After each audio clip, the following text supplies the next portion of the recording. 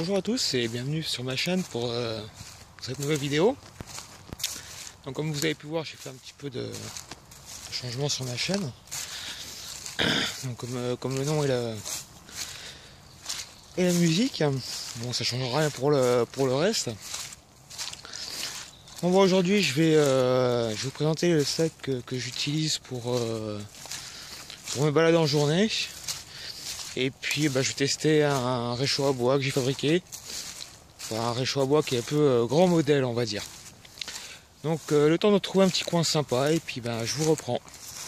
À tout à l'heure. Ouais, donc voilà, j'ai trouvé un petit coin assez sympa où je vais pouvoir me poser. Donc voilà, juste en lisière de forêt.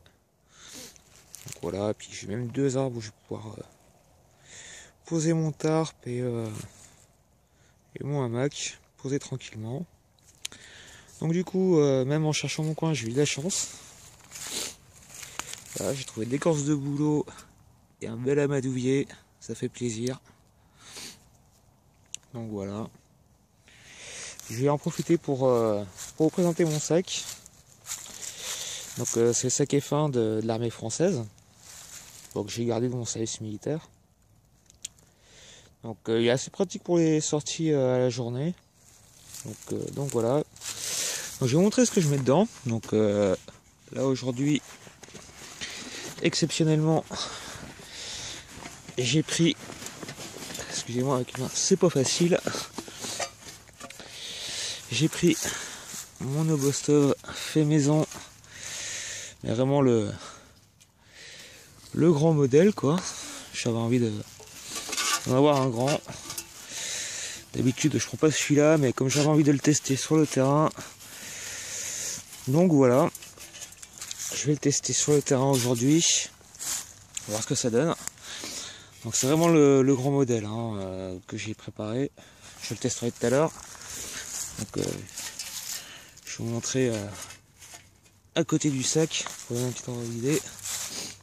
C'est vraiment le gros modèle quoi, que j'ai pris. Donc, je vais continuer. Donc là sur une des poches de côté, j'ai donc mon poncho. Je l'ai mis là pour que ce soit quand même assez accessible. Donc là c'est un poncho militaire. Donc comme vous pouvez voir avec les œillets, bien pratique quand je pars en minimaliste. Je prends un ou deux tendeurs et puis ça me fait un abri. Ensuite, de l'autre côté, je change de main parce qu'avec celle-là j'ai du mal. Hop.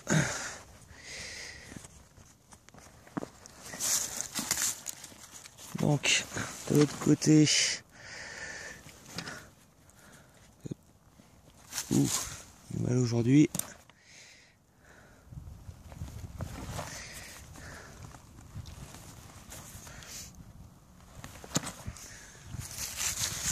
Je vais juste poser 2 secondes le temps de défaire.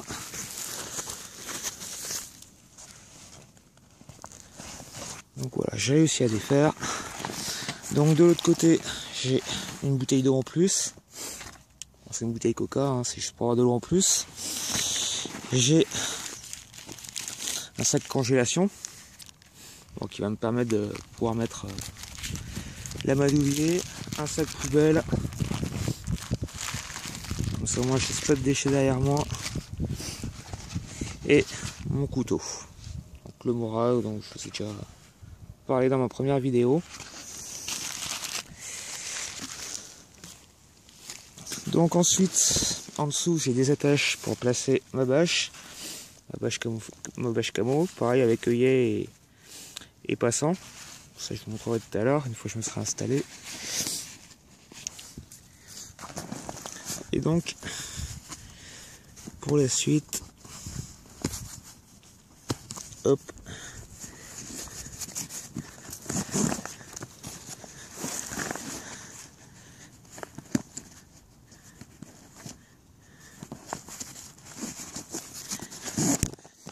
Donc voilà.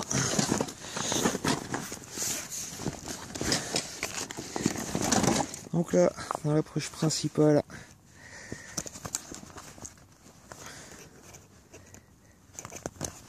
j'ai donc la popote dont je vous ai déjà parlé, ma fameuse popote familiale.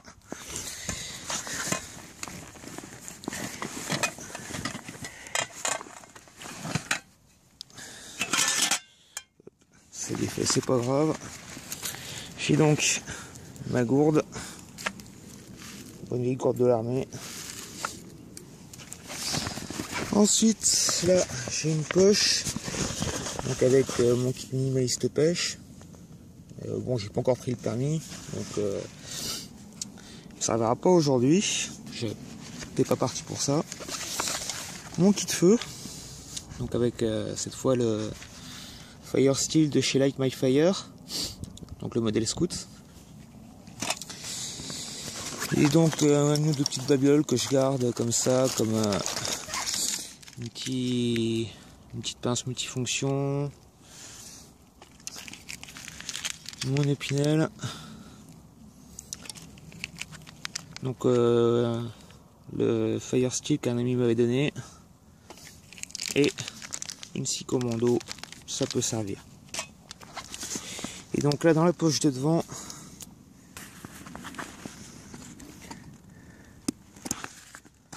j'ai donc un paquet de mouchoirs, toujours utile, mon hamac,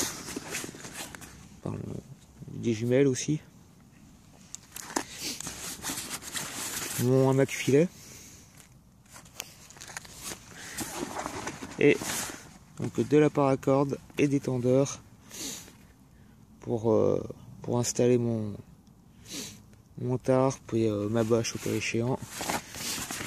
Donc sur le devant, vous avez, entre les bretelles, vous avez également une autre poche.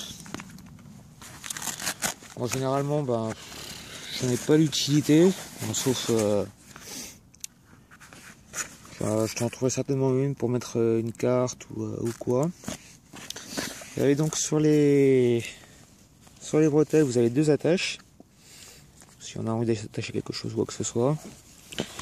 Et donc une partie sur la bretelle gauche avec le petit système de mousqueton qui est bien pratique.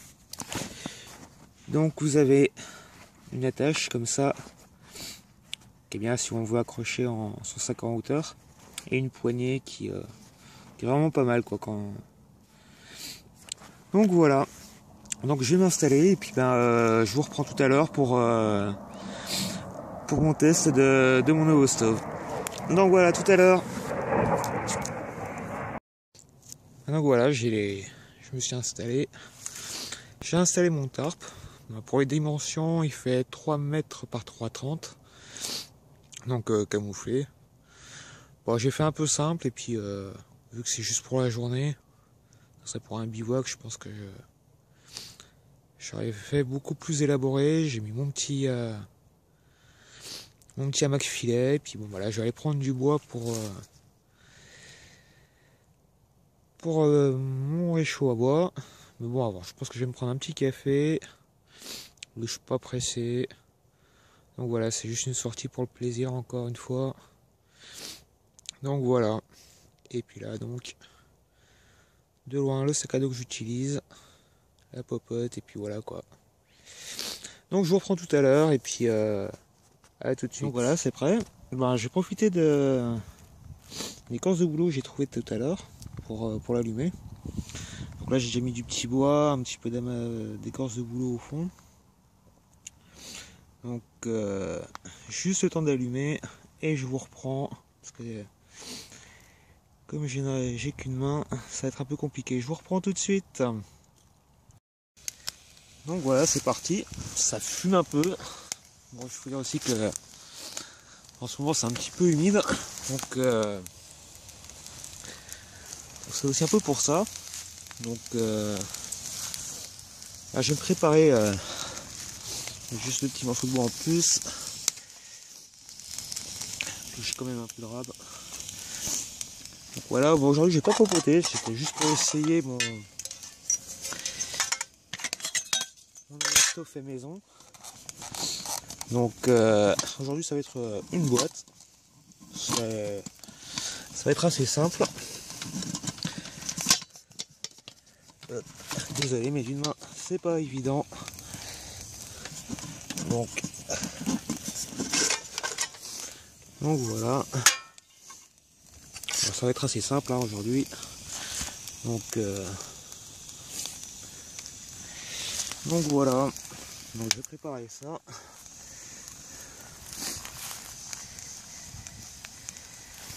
Et puis voilà. Alors, qu'est-ce que j'ai pris? J'ai pris un petit salé traditionnel, tranquille.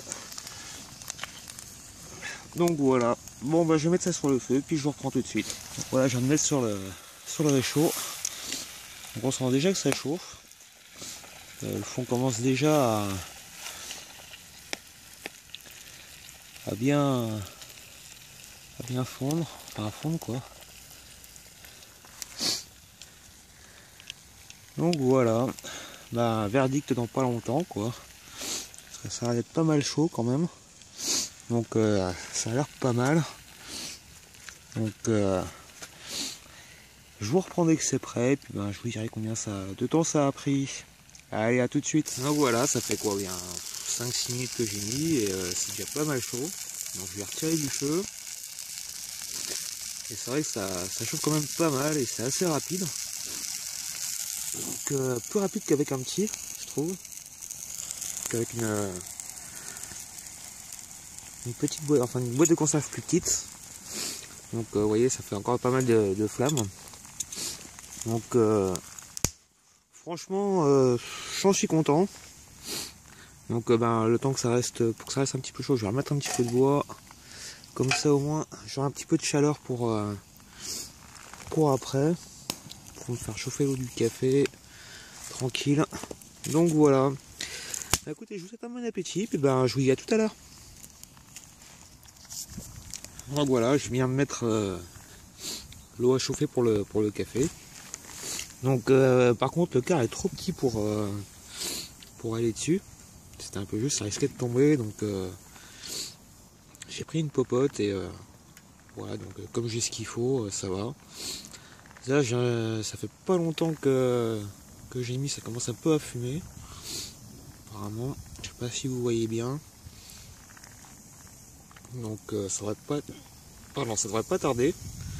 Donc voilà, mais vraiment bien quoi. Vous voyez, ça commence déjà à fumer, c'est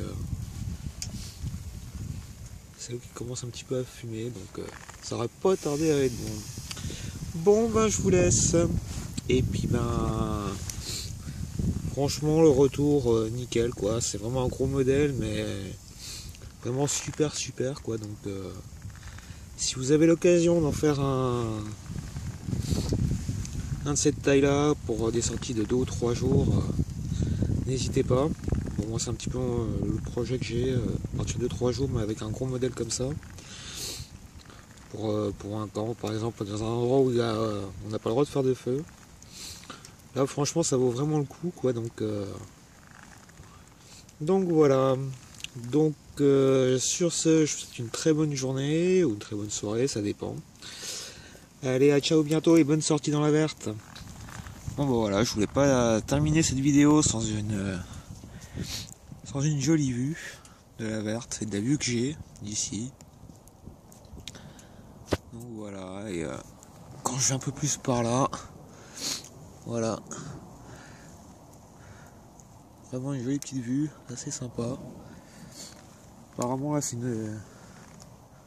un ancien sentier forestier qui est plus utilisé. Donc voilà, c'est assez tranquille. Et une fois à l'heure de mes sorties, juste à l'orée du bois qui est là, j'avais vu des biches. Il y en a pas mal en ce moment.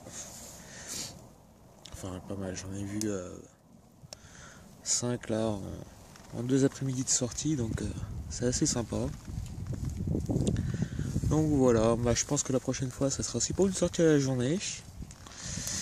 Donc voilà, bah, cette fois je vous dis au revoir et puis je vous dis si vous avez l'occasion de faire un réchaud de cette taille là, n'hésitez pas. Moi perso je l'ai fait, ben, j'en suis assez content.